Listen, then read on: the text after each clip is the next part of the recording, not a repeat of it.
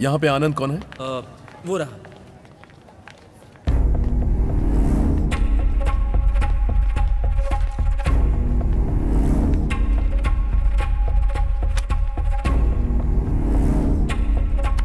तुझे हमारे साथ जनता गराज जाना होगा, अभी चल। लेकिन क्यों? सत्यम भाई तुझसे मिलना चाहते हैं।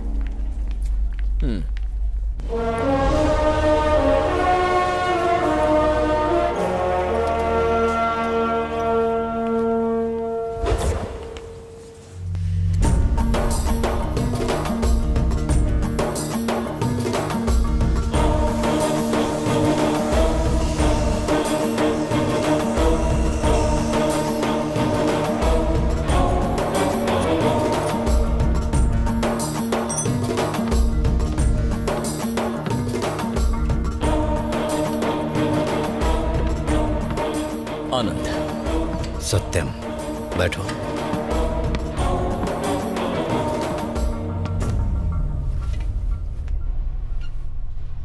मैंने तुम्हें यहां अपने बेटे की वजह से नहीं बुलाया। मैं सिर्फ यही जानना चाहता हूं कि तुमने उन्हें क्यों पीटा। आपने अपने बेटे से नहीं पूछा? उसने गलती की। जब मैंने टोका तो एक और गलती की, इसीलिए उन लोगों को मारा।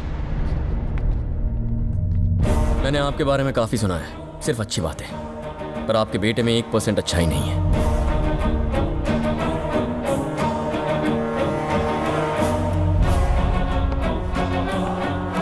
जनता गराज, यहां हर चीज की मरम्मत होती है। यह तो अच्छी बात है, पर आपके बेटे को भी थोड़ी मरम्मत चाहिए। मुझे आप पर बहुत विश्वास था, इसीलिए आपसे मिलने आया। शायद आप जानते नहीं कि बाहर आपका बेटा क्या कर रहा है, और अगर सब कुछ जानते हुए भी आप अनजान बनने की कोशिश कर रहे हैं तो मैं आपके और जनता गराज दोनों के स्पेयर पार्ट ठीक कर दूंगा। अब मैं चलूं? आपके बेटे की तरह एक और लड़का है, उसे भी रिपेयरिंग की जरूरत है।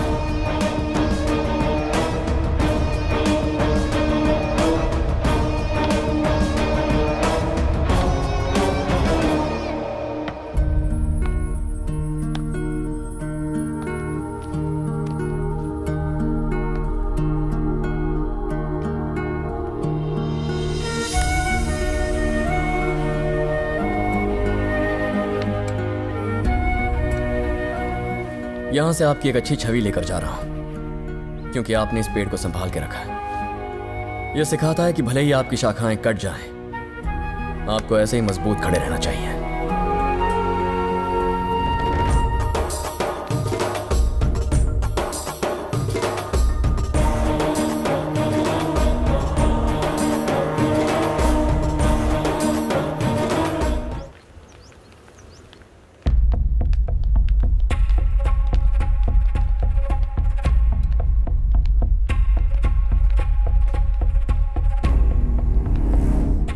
नमस्ते सर। नमस्ते। यहाँ आने की कोई खास वजह? बस एक छोटा सा काम था। ठीक है सर, मेरे क्लास का वक्त हो गया, मैं चलता हूँ। ओके। आनंद,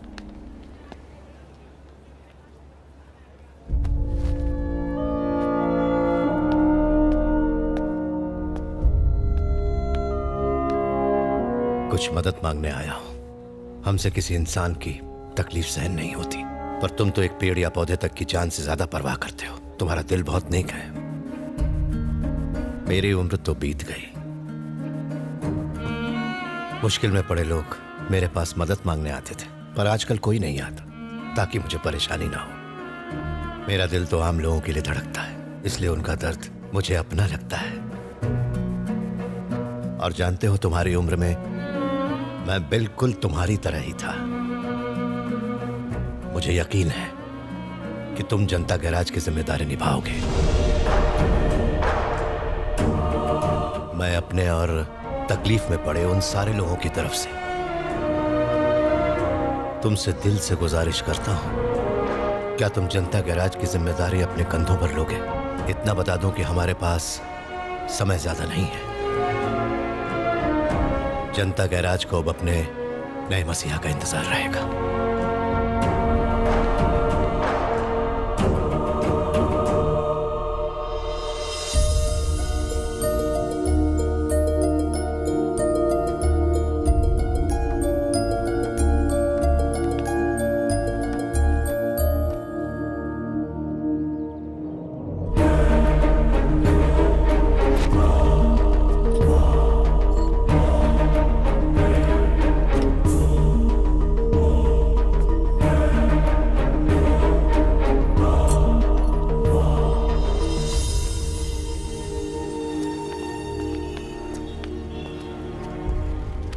आओ अंदर चलो।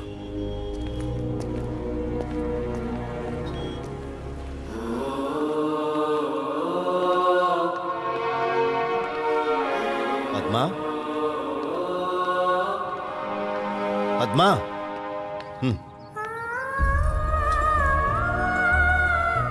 मेरी बीवी नमस्ते। और मेरी बहन। नमस्ते। आओ। मेरे बहनोई, नमस्ते। मेरी भांजी और उसके होने वाले पति। हाय। हाय। ये डॉक्टरी की पढ़ाई कर रहे हैं। नमस्ते। विनोद मेरे गैराज का अकाउंट्स देखता है।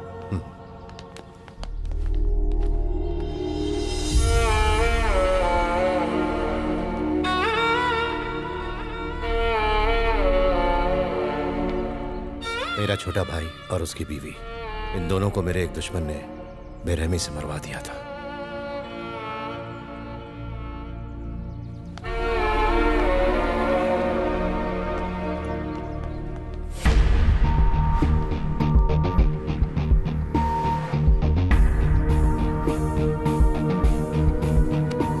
हाय। Nothing personal bro.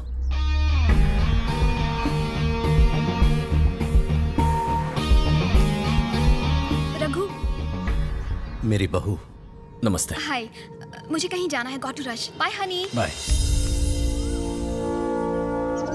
जनता गैराज में अपने अपने दर्द लेकर लोगों को आए हुए एक अरसा हो गया है। कुछ ऐसा करना होगा जिससे लोगों को ये पता चल जाए कि जनता गैराज के दरवाजे अब उनके दुख और तकलीफें बांटने के लिए फिर से खुल गए।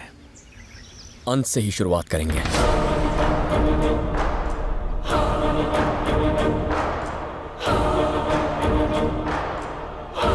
वो शख्स कौन था जिसे जनता गैराज से खाली हाथ लौटना पड़ा? मेरा नाम विकास है सर। स्टेट बिल्डिंग डिपार्टमेंट में जूनियर ऑफिसर हूँ। हम नई बनने वाली बिल्डिंग्स का स्ट्रक्चर अप्रूव करते हैं, और अगर लेआउट रूल के हिसाब से ना हो तो हम परमिशन नहीं देते हैं। हाल ही में कुछ लोग हॉस्पिटल की परमिशन लेने हमारे ऑफिस आए थे, पर सर उन्होंने सेफ्टी मेजर्स पर बिल्कुल भी ध्यान नहीं दिया था। मैंने मना कर दिया। उन्होंने जबरदस्ती की। मैंने कहा मैं मर जाऊंगा पर साइन हरगिज नहीं करूंगा। फिर मेरे ऑफिस के कलीग से उन्होंने मेरे घर का एड्रेस निकलवाया और उन्होंने मेरी पत्नी को धमकी दी। मैंने आज तक आपके काम में कोई दखल नहीं दिया, ना ही आपसे कभी कुछ पूछा, पर आपके ऑफिस में आजकल जो भी प्रॉब्लम चल रही है उससे घर में भी तनाव का माहौल है। मुझे बहुत घबराहट हो रही है। मेरी पत्नी बच्चों की दुहाई देकर मुझसे कहती है कि मैं पेपर्स पर साइन कर दूं, पर नहीं, मुझसे ये गलत काम नहीं होगा सर। वो लोग कहते हैं कि अगर मैंने पेपर साइन नहीं किए तो वो मेरी फैमिली को एक एक करके मार डालेंगे। कल फाइल साइन करने का लास्ट डे है और तुम हमसे आज मिल रहे हो। अगर हम तुमसे आज के बजाय कल मिलते तो क्या होता? तब भी मैं साइन नहीं करता सर, बल्कि मैंने तो यहां तक सोच लिया था कि ऑफिस जाते वक्त मैं सुसाइड कर लूंगा।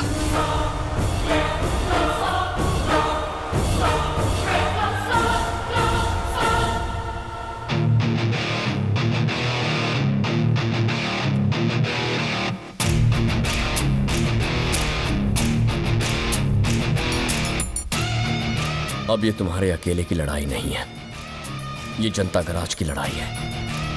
कल का दिन हमारा होगा।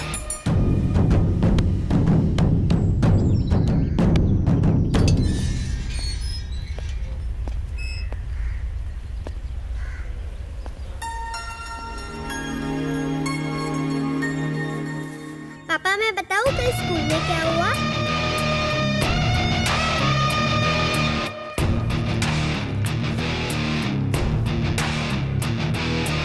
ये अभी ऑफिस से जा रहे हैं, जाके तुरंत साइन कर देंगे। मैं आपसे वादा करती हूँ। ये साइन नहीं करना चाहते और करेंगे भी नहीं। यहां तक कि इन्होंने सुसाइड की प्लानिंग भी कर ली है। इनकी तरह बनना बहुत मुश्किल है। ये लाखों नहीं करोड़ों में एक है।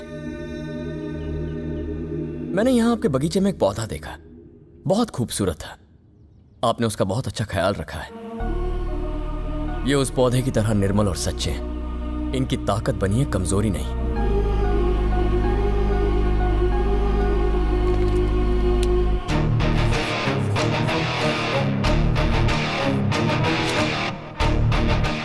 ये हमारे जनता गराज का फोन नंबर है। कोई भी प्रॉब्लम हो बस एक फोन। और ये मत सोचिए कि हम शहर से दूर हैं। हम सब आपके बहुत करीब हैं। आपके और खतरे के बीच की दीवार हैं हम। चले विकास।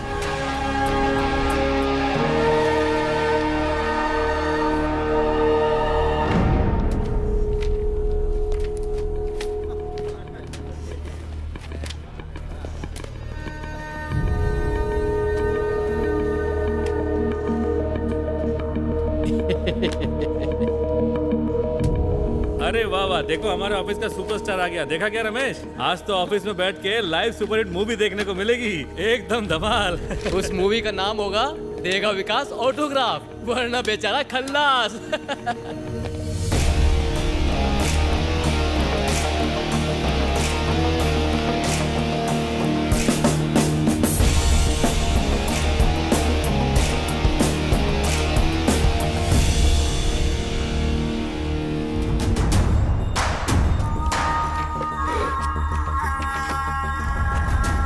मुकेश राणा के हॉस्पिटल की फाइल लाया हूं। सारे डॉक्यूमेंट्स है, पूरे 23 साइन चाहिए। चल साइन कर। इतने सारे साइंस का, इतनी सारी फाइल्स का, आखिर तुम करते क्या हो? ये प्रोजेक्ट पास करने के लिए मुकेश भाई का नाम ही काफी है। प्रोजेक्ट रूल्स के मुताबिक नहीं है, इसलिए मैं पेपर्स पर साइन नहीं करूंगा। क्यों बे, नशा करके आया क्या? मैं तो नहीं आया, पर मुझे लगता है जिसने ये प्रोजेक्ट बनाया है उसने नशे में बनाया होगा। मुकेश भाई से पंगा? तुझे अपने परिवार की फिक्र नहीं है क्या? मैं इस प्रोजेक्ट को रिजेक्ट कर रहा हूं।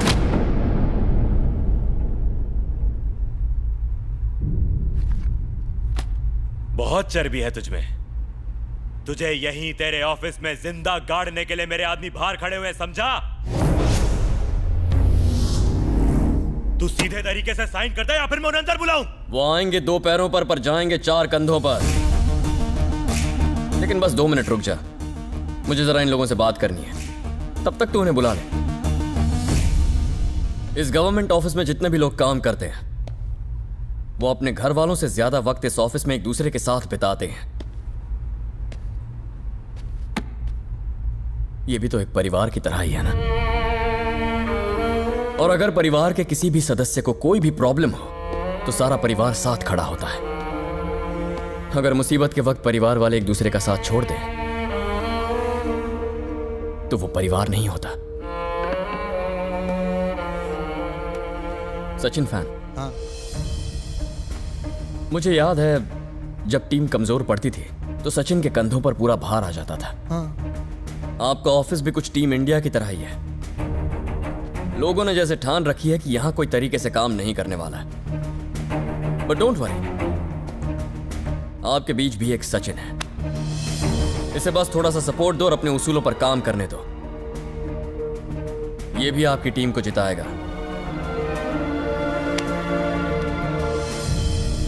आपकी उम्र देखकर लगता है आप जल्दी रिटायर होने वाले हैं।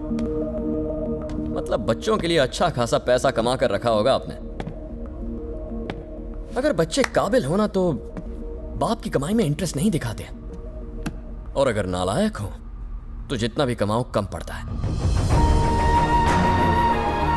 यह हराम की कमाई का कोई मोल नहीं है। जब आप सुबह अपने आप को आईने में देखते हो तो क्या खुद से आंखें मिला पाते हो? ऐसी कमाई का क्या फायदा जो सुकून की नींद भी ना दे पाए। सर्विस कैसे करते हैं वो विकास से सीखिए सर। सरकारी ऑफिस में अगर इस तरह के लोग हों तो इंडिया सिर्फ तरक्की नहीं टॉप पर पहुंच जाएगा।